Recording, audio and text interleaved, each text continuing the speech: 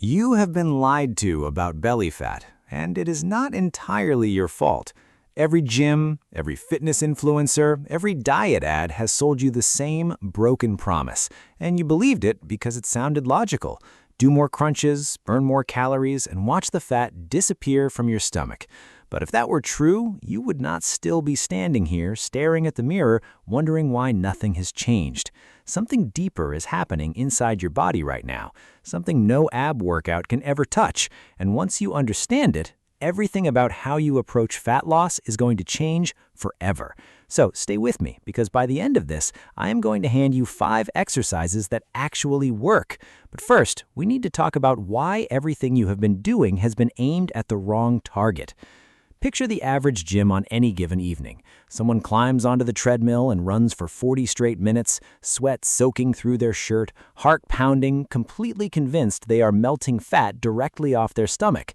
Then they walk over to the ab machine and grind out set after set of crunches, feeling that familiar burn, believing that burn means progress. This becomes their routine, week after week, month after month. And here is the cruel part. 3 months later, they are stronger, they are fitter, in many ways, they are healthier. But that stubborn layer around their waist, it is still sitting there, almost mocking them. So what is actually going on? Because exercise is not the enemy here, and it never was. Moving your body increases how many calories you burn, improves your cardiovascular health, helps you build and preserve muscle, and even supports better blood sugar control. Exercise matters enormously. But here's the mistake almost everyone makes without realizing it. You cannot choose where your body burns fat simply by training the muscles underneath that specific area. Let that sink in for a second. Doing 500 crunches a day might absolutely make your abdominal muscles stronger underneath the surface, but those contractions are not sending a signal to your body that says, take the fat directly from my stomach and burn it right here. Your body does not work that way, and honestly, it never has. Your body decides where fat gets mobilized from based on a much bigger picture entirely, one that includes your genetics, your total energy balance, your hormones, your daily activity levels, and your overall metabolic health. That is exactly why you can train your abs relentlessly every single day and still have a layer of fat covering them completely. And this explains something you've probably noticed yourself, maybe with a friend, maybe with someone at the gym. 2 people can follow nearly identical workout programs, eat similar meals, and put in the same amount of effort, yet one person's waistline transforms dramatically while the other barely shifts at all. The difference is not that one person is working harder than the other. Something else is happening beneath the surface, something invisible, something most people never even think to look for. This is exactly where the real strategy has to shift, away from simply burning more calories and toward understanding something called insulin resistance, along with the deeper relationship between abdominal fat and your metabolic health. Because here is a truth most people never hear. The fat you can pinch between your fingers around your waist is not the only fat that matters here. There is another type, stored much deeper inside your abdomen, wrapped directly around your internal organs. It is called visceral fat, and it behaves completely differently than the fat sitting just under your skin. Once you understand why visceral fat so often shows up alongside problems like insulin resistance and fatty liver disease, you will finally understand why another 100 crunches was never going to be the complete answer. So let us go underneath the belly and find out what is actually happening down there, because the surface tells you almost nothing about the real story. Not all abdominal fat is created equal, and this distinction changes everything. The soft, squeezable fat you can grab with your fingers is called subcutaneous fat, and it sits directly beneath your skin, visible and obvious. But deeper inside your abdomen, hidden from sight, is a completely different type called visceral fat. This fat wraps itself around your internal organs, and carrying too much of it is strongly linked to serious metabolic problems, including insulin resistance and fatty liver disease. Now, here is an important distinction I need you to hold on to. Having a larger belly does not automatically mean you have fatty liver disease, and insulin is not the single solitary cause of every pound of fat sitting on your stomach. The real relationship is far more complicated than any single explanation. Still, Insulin gives us an incredibly important clue into what is actually happening. Think about what happens every single time you eat, especially when you eat carbohydrates. Your blood glucose rises, your pancreas responds by releasing insulin, and that insulin helps move glucose into your cells while coordinating exactly how your body uses and stores nutrients. Under normal, healthy conditions, this system works beautifully. But the problem begins the moment your cells become less responsive to that insulin signal. This is what we call insulin resistance, and once it sets in, your body has to work significantly harder just to keep your blood glucose under control. Insulin resistance frequently shows up hand in hand with excess abdominal fat and a whole cluster of other metabolic problems. This is precisely why simply attacking your stomach with more crunches misses the entire bigger picture completely. You end up training the muscle while completely ignoring the metabolic environment surrounding the fat itself. And there is another piece of this puzzle that might genuinely surprise you. Your liver does not just passively process the food you eat throughout the day.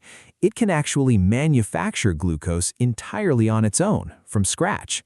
So even if you dramatically slash your carbohydrate intake, glucose doesn't simply vanish from your bloodstream like magic. This process has a name, gluconeogenesis, and understanding it reveals something crucial. Blood sugar regulation is far more complicated than simply asking yourself, how much sugar did I eat today? There is a widely prescribed diabetes medication that directly targets glucose production happening inside the liver, and you have almost certainly heard its name before, metformin. I am not recommending you take it, and this is not medical advice in any form, but understanding how this medication actually works reveals something genuinely fascinating about your own metabolism, and that is exactly where we are headed next. Let us talk about metformin for a moment, because understanding what this medication does inside the body reveals something important about blood sugar regulation. One critical point before we continue. I am not recommending metformin as any kind of weight loss tool, and you should never start, stop, or change any prescription medication based on something you watched online. Metformin is commonly prescribed to help manage type 2 diabetes, and one of its most significant effects happens in a place most people would never expect, your liver. Remember what we just discussed. Your liver can produce glucose even when you are eating zero carbohydrates whatsoever. In people living with type 2 diabetes and significant insulin resistance, the liver can end up releasing far too much glucose into the bloodstream. Metformin works by helping to reduce that excess hepatic glucose production and improving overall glucose control throughout the body. Here is why this matters so much for our conversation today. Imagine someone who dramatically cut sugar and refined carbohydrates from their diet completely. They wake up one morning, check their blood glucose, and discover it is still elevated despite doing everything right. They think to themselves, where is this glucose even coming from? I did not eat any of it. Part of that answer, quite often, is the liver working behind the scenes. There's even a documented phenomenon where blood glucose rises toward early morning, partly because certain hormones signal the liver to release stored glucose overnight. It is commonly known as the dawn phenomenon, and it happens whether you like it or not. So, metabolism is genuinely far more complicated than the simple equation of eat sugar, blood sugar spikes, gain belly fat. Your liver, your pancreas, your muscles, your hormones, your food intake, your activity levels, and your insulin sensitivity are all constantly interacting with one another behind the scenes. And that is the real lesson hidden inside the metformin story. Not that everyone suddenly needs medication, and definitely not that insulin itself is somehow bad for you. The lesson is that metabolic regulation genuinely matters, especially when insulin resistance is already present in the body. Metformin only gives us the first clue here, because there's another medical intervention capable of producing massive changes in body weight and blood sugar, sometimes with startling speed. That intervention is gastric bypass surgery. Most people assume this surgery works simply because the stomach physically becomes smaller after the procedure, but what actually happens after this surgery reveals a story that is far more interesting than calories alone could ever explain. Let us shift gears completely and talk about gastric bypass surgery for a moment. At first glance, the explanation seems perfectly obvious and straightforward. Make the stomach smaller, people naturally eat less food, calories drop significantly, and weight comes off the body. And yes, reduced food intake genuinely is an important part of this story, but it is absolutely not the whole story here. After bariatric surgery, the digestive system begins communicating differently with the brain, the pancreas, and several other organs throughout the body. Appetite signals change, satiety signals change, glucose regulation frequently improves, and multiple gut hormones involved in metabolism start responding completely differently than before. In other words, changing the digestive tract can influence far more inside your body than simple stomach size ever could alone. Now think honestly about what a normal day of eating actually looks like for most people. Breakfast around 7 in the morning, coffee loaded with calories around 9, a small snack sometime before lunch, then lunch itself, followed by another snack, then dinner, then something small while watching television at night. Even if every single individual meal looks reasonably healthy on its own, eating can quietly transform into an all-day event without you even noticing it happening. And every single additional eating occasion becomes another opportunity to consume extra calories, often without realizing how quickly those small bites genuinely add up over time. This is where so many people make a critical mistake. They focus entirely on changing what they eat, while never once changing the actual structure of when they eat throughout the day. This does not mean you need surgery, and it definitely does not mean you need to starve yourself either. It simply means meal structure might be another powerful lever you have never considered pulling. Sometimes the easiest way to control your diet is not counting every single calorie forever, obsessively for the rest of your life. It is creating fewer opportunities to accidentally overeat throughout your day without even realizing it. And that brings us directly to two of the most powerful strategies available: lowering refined carbohydrates and experimenting carefully with structured meal timing or intermittent fasting. But there is a right way to use these tools, and there is a very wrong way that leads to frustration. So now we finally get to the part most people have been waiting for this entire time. What should you actually do starting today to make real progress? The first strategy is taking control of the carbohydrates that are easiest to overconsume without even trying. Sugary drinks, candy, pastries, refined snacks, and highly processed foods designed specifically to make you eat more than you intend. Reducing these particular foods can make it dramatically easier to control your total calorie intake, and for many people, it genuinely improves overall blood sugar management too. But here's an important distinction worth remembering.